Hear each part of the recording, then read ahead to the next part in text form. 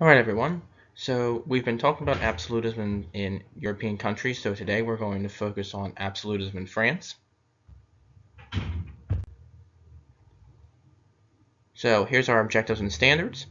We're going to identify how King Louis the 14th became absolute monarch, and describe life in France under the rule of King Louis the 14th.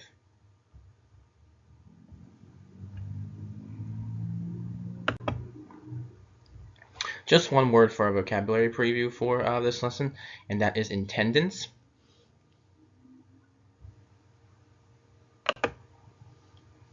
Okay, so our essential question for this lesson is, how does King Louis, or like I said, King Louis XIV, meet the definition of an absolute monarch?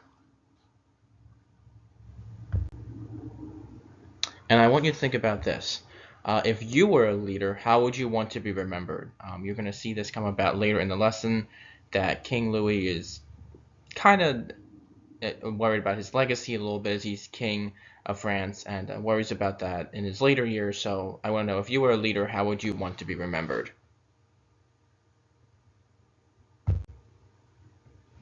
Okay, so the boy king comes to power. So King Louis was only 14 years old when he became king. And before he was technically an adult, he had some advisors and supporters who are going to help him rule, and they're going to kind of rule the kingdom and take control of things until he's old enough to handle it. Um, but the people of France were angry with the government, and they began to rebel, and they even threatened Louis XIV, even as a boy or as a child. They even threatened his life and things like that, and they threatened to harm him. So from a very young age, Louis the 14th decides that he wants to become a strong monarch, so no one can threaten him again.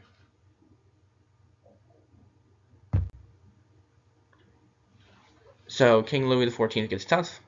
When he was 22, Louis XIV takes control of the government himself, so he doesn't really have those advisors. I mean, he still has advisors, but he doesn't have advisors who are in control. He has full command and control of things.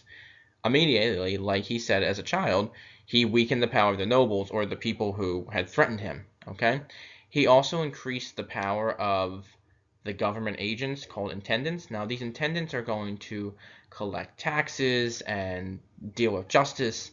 And he also makes sure that local officials are going to communicate with him on a regular basis. So you can see from a very young age, even at the age of 22 as a king, he's pretty tough on the people of France.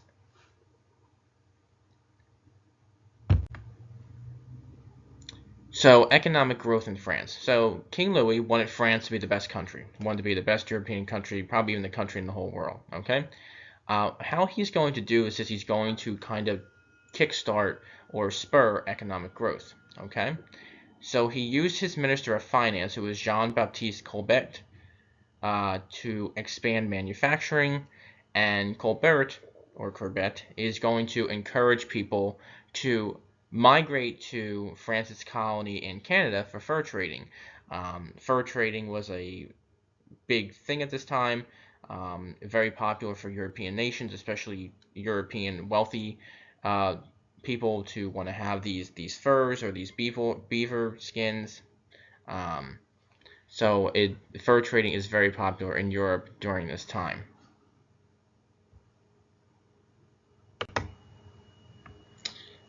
So a grand lifestyle. So King Louis loved a life of luxury. And one of the things he's going to do, he's going to build this palace called the Palace of Versailles in the wilderness away from Paris. And he's going to require his nobles to obey his commands there and live away with him at the palace. Now, by doing this, remember, he is very upset that as a child he was threatened by these people, and he's very suspicious of these people still. So he's going to require these nobles to live at the palace and obey him and do everything he says, and answer his every call and wish. So he takes their power away by doing this, by taking them away from these cities and towns they live in. Okay. Now the Palace of Versailles, it's this grand little royal city that was richly decorated, and it's going to show King Louis's wealth and power. Um, And King Louis XIV also loved the arts. He loved dance. He loved opera. So, like we said in the beginning, he very much is into a life of luxury. And you're going to get a chance after this lesson to actually tour the Palace of Versailles on like a web tour and actually see how huge this place is and the grand nature of it. Here's a picture of Versailles here, so you kind of get an idea of the Palace of Versailles. So successes with war.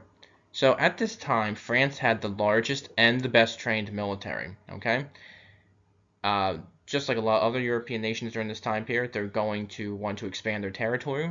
So France invaded the Spanish Netherlands, and he gained 12 towns from it. So he gained some territory. He also invaded the Dutch Netherlands and gained more territory after that as well. But as King Louis tried to fight other wars, other countries are going to unite against him. They're going to become very fearful of France and the power that France has. So he's going to struggle with war after that. So the War of Spanish Succession. King Louis XIV's grandson, Philip, was promised the throne of Spain. Okay, you may remember that. Other European nations were afraid that if France and Spain united, they would become way too powerful and try and take over the continent. So the War of Spanish Succession took place from 1701 to 1714. As a result of this, there's no real territory gains or anything like that, but Philip is allowed to remain on the throne in Spain as long as France and Spain agree to not unite and become a powerful force. So King Louis XIV's death and legacy. So when King Louis is coming towards the end of his life and he's getting ready to pass away, he's disappointed in what he had done to France with the wars. He looks back at his life and realizes that he may have made some mistakes and realizes that the wars that he had been involved in, yes, they may have gotten France some territory and some land, but they really put France in a lot of debt. So he's kind of regrets that towards the end of his life. There are some positives, though, that King Louis XIV does. He did help make France a powerful country, and again, he was very much into art and dance and opera and music and culture. So he makes France one of these nations that is, still known today for its world of culture and things like that. So he helped establish that in a way. But again, some of the negatives, he did kind of put France in debt due to the wars, and also the building of the Palace of Versailles. You saw the picture of it; it's huge, and I said earlier, you're going to get a chance to see how big it actually is. But also the building of the Palace of Versailles also cost the French people a lot of money as well.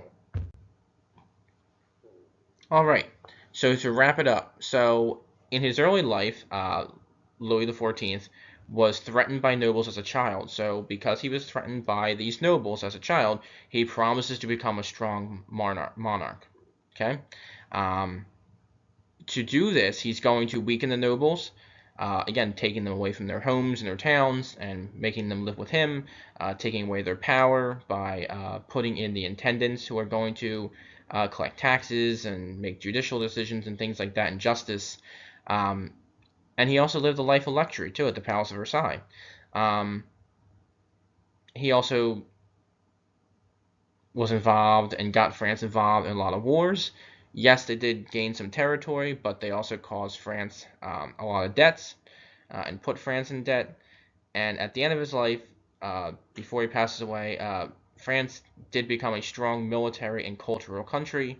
But again, the war debts and the spending to build the Palace of Versailles did put France in debt. All right, guys and girls, that's all I have for today. Next class, we're going to look at the English Civil War and see what happened there with British monarchs. So I will talk to you later. Enjoy the rest of your day or night.